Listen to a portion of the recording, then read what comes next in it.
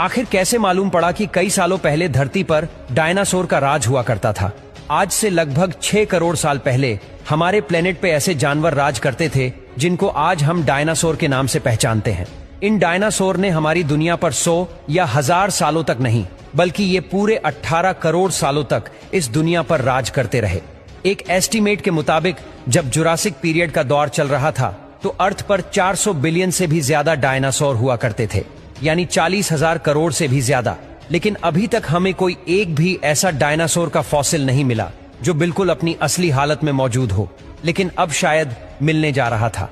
साल 2011 में शोन फंक नामी शख्स कनाडा की एक माइन पर खुदाई का काम कर रहा था। ये खुदाई जमीन में 200 फीट डीप सैंडकोर मिलेनियम माइन के लिए की जा रही थी, जो कनाडा की प्रोविंस अल्बर्टा में मौजूद है। दोपहर के 1:30 बज रहे थे और खुदाई का काम जोरों शोरों से चल रहा था। वैसे तो यहाँ की मिट्टी बिल्कुल सॉफ्ट थी और इसी वजह से एस्केलेटर को ज्यादा जोर भी नहीं लगाना पड़ रहा था। लेकिन फिर एक पॉइंट ऐसा आया जब एस्केलेटर को अपने दांत मिट्टी में डालने के लिए जोर लगाना पड़ा। शोन फंक को लगा कि शायद उसके रास्ते में कोई बड़ा पत्थर आ गया है। जब उस पत्थर पर जोर लगाया गया तो शोन को एक अजीबोगरीब पैटर्न जमीन में धंसा हुआ नजर आया। चारों तरफ डार्क ब्राउन मिट्टी और उसके बीच में एक ऐसा पैटर्न जिसके अंदर इस तरह के सर्कल्स बने हुए थे।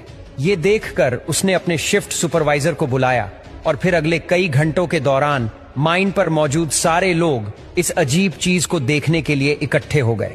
लेकिन फिर हकीकत से तो पर्दा तब उठा जब रॉयल टेरल म्यूजियम से ताल्लुक रखने वाले डॉक्टर डोनल हेंडरसन ने सीन में एंट्री मारी।